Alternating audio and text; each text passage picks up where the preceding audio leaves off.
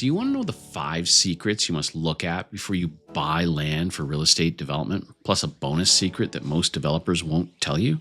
If you're thinking about buying land for real estate investment in 2026 or beyond, this will save you a lot of money and a lot of pain. I've been in the industry for over 2 decades now. I've managed billions in land assets.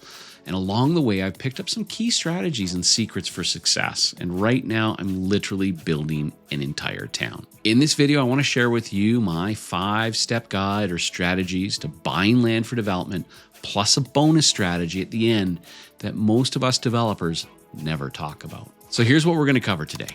Step 1, demand and exit strategy, zoning and land use, site infrastructure. 4, we're going to go through approvals and politics because politics is very important. And step 5, finance and insurance. Yes, I did say finance and insurance because, well, that's a thing now. And then a bonus move that completely changes how you think about buying land. Let me walk you through these 5 steps that will make you more successful in acquiring land for development in 2026 and beyond. Strategy number 1 is demand and exit strategy. In 2026 and beyond, you're not just buying dirt, you're buying future demand. If you can't clearly answer who is going to cut you a check at the end, you're not investing, you're simply just gambling. So ask yourself, am I buying land to sell or to hold? Is this for single family, townhomes, multifamily, industrial logistics, maybe mixed use? Who's my end user? Families, retirees, businesses, institutional buyers? And then once you've done all of that, you need to zoom on out. Are people moving into this region, or are they simply moving out of it? What's happening with jobs and infrastructure and population growth in this area? How much competing supply is already planned or under construction? These are some of the key things you have to ask yourself simply before you even look at buying the land. Step 2, the next thing I want you to look at is zoning and land use. This is where a lot of people get hurt. The listing might say multifamily or commercial, but that doesn't mean you can build what you think. You need to know these 4 key things. What is the land currently zoned for? And that's a key thing. What uses are actually allowed on that land? I've got a parcel of land. It's got a unique zoning, and the uses are really extreme that we can go to. Then you got to ask yourself, what are the density limits? The number of units per acre. Are there height limits? Any restrictions around that side that you have to ask yourself? Or what about setbacks, parking requirements? Any overlay districts or design controls that you need to be concerned about? These are those 4 things that really make or break your project. Then go check the future land use plan or comprehensive plan.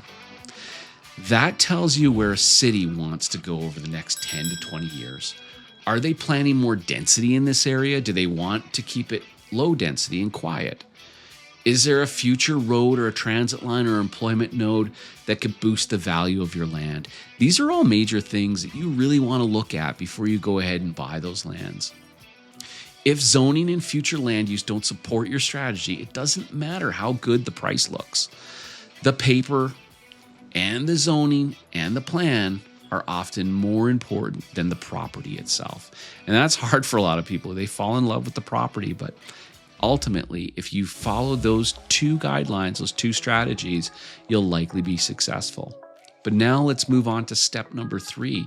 Strategy number 3 is site and infrastructure. Because on a spreadsheet, every site is flat, it's clean, it's perfectly serviced. In real life, that's rarely true. Here's what you need to look at. Topography. Is the site steep? Are you dealing with cuts, fills, retaining walls? Or I was talking to a colleague over in Norway, avalanches. Then I want you to look at soils and rock. Do you have bad soils? Peat, expensive clay. Speaking of clay, we once did a project where we cut a road through but we came across a section of blue clay. Man, was that costly. In order for us to do that road, we had to dig all of that clay out. Had I simply just asked around the community, I would have found out that some of the community members, when they were kids, they used to dig up clay in that area, in which case we could have avoided it. Understand the soils that you have. Is it hard rock that needs blasting? Is there going to be a lot of filling, etc.?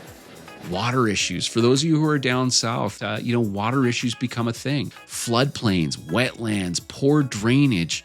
These can take big bites out of your usable area. And finally, easement and constraints. Utility lines, pipelines, access easements that can simply carve up your site and ruin a development plan for you. And this applies to whether it's an infill or a big master plan community. Then I want you to look at infrastructure. Is there the proper road access? Can emergency services and construction equipment actually get there? One of the projects I was working on, that was a key thing. We thought about bringing modular homes in, but yet there's some bridges and turns that the typical large truck won't be able to get through. And I want you to look at water, sewer, power, gas, and communications. Are they already at the site, or are you paying to bring them all in? This can get very costly in time. Will the city make you do these off-site improvements, turn lanes, sidewalks, signals? Those can be 6- and 7-figure surprises. Prime example, I did a development, Beachview Rise. We had to upgrade the interchange for 13 lots. 13 lots, we had to spend well over $100,000 upgrading the interchange to that community. Now, that community itself, 13 lots, is not going to have a major traffic implication on that interchange, but occasionally you have to do offsites. So build that in and think about it ahead of time. A simple rule is, if you don't understand the dirt, you don't understand the deal. Get a good civil engineer or a land planner, someone you know who's done this experience-wise, and walk the site and give you the real number on site works and servicing early. Get an idea about it. Strategy number 4 are approvals and politics. Here's where the fun begins. Even if zoning looks great and the site is perfect, your project still has to survive the entitlement process.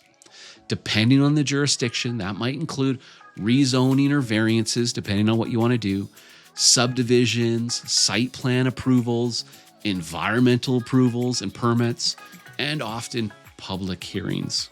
This is where local politics and neighborhood groups can make or break you. I've seen fully zoned projects delayed or blocked because of traffic concerns, heights, views, or just general resistance to change in a community. So when you're evaluating the land, you want to know, what approvals do I need beyond it's zoned correctly? How long does this typically take in a municipality? Is the city currently pro-development or hostile to growth? Are there strong neighborhood associations? All of these can be done by simply phoning around in the area, or if this happens to be the area you live in, just keep your ear open and listen. On anything meaningful, talk to local land use attorneys, civil engineers, municipalities, urban planners who do this every day in that city. They'll give you the real story on how risky and how long that path is going to be. Strategy number 5. I told you this is going to be the exciting one. Finance and insurance. On paper, it's easy to make a land deal look great. In reality, your cost of money and risk protection can wipe out your returns.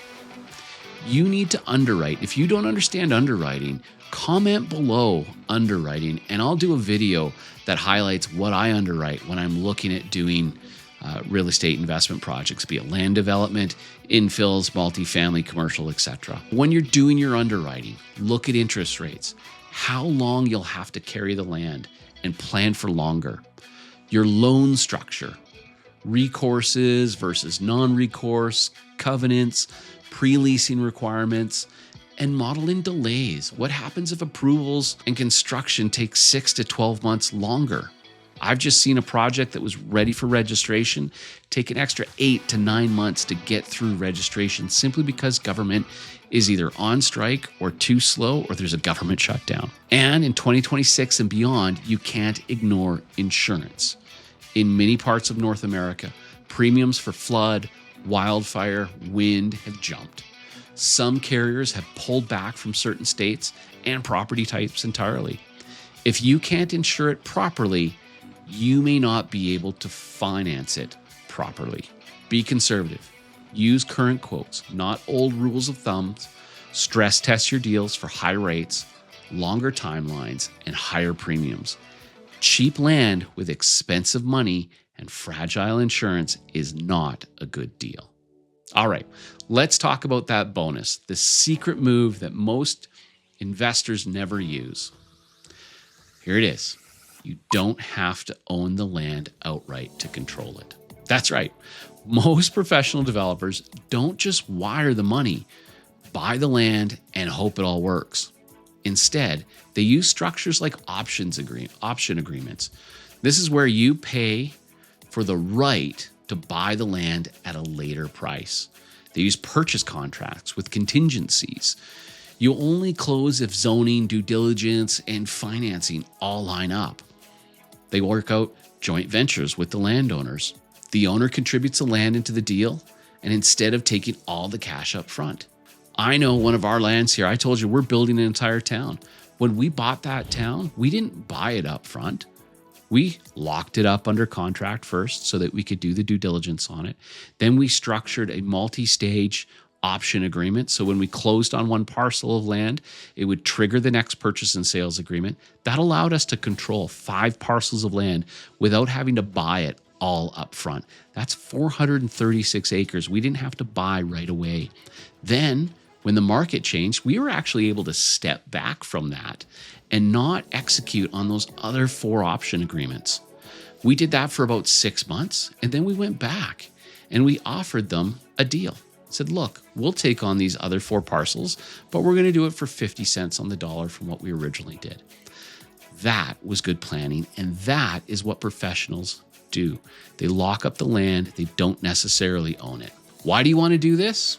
Quick summary. Lock up the land. Do your due diligence. Walk through the entitlements. Line up debt and equity. Confirm whether or not insurance and construction pricing before you actually take the full risk of ownership. If something big goes wrong, zoning, environmental, financing, you can walk away or renegotiate like I did. You might lose your deposits or soft costs, but you're not stuck with a multi-million-dollar piece of land that just simply doesn't work. That's how pros protect themselves. Control first, own later. Quick recap of my 5 strategies and 5-step guide for buying land for development in 2026 and beyond. Number 1, demand an exit strategy. Know exactly who's paying you and for what. Zoning and land use. Can you really build what you think you can? Just because the zoning is there doesn't mean that it's going to be the case. Site and infrastructure. Understand the dirt and the servicing costs. Approvals and politics. Entitlement risk can kill great deals day in, day out. Finance and insurance. It's not interesting. It's not sexy, but real carrying costs in this market. What are they? And the bonus, always remember, you don't have to own the land to control it. Secure your deals like a developer. If you found this helpful, please like, share, definitely drop a comment below. Tell me which of these 5 steps or strategies you're already doing and which one do you need to focus on for your next deal. And if you want me to do more deep dives on land development or multifamily vertical development, please let me know. Make sure you follow and subscribe, and I'll keep pulling back the curtain on how we're building entire towns and major communities in this market space. So until next time, and as always, keep shoveling.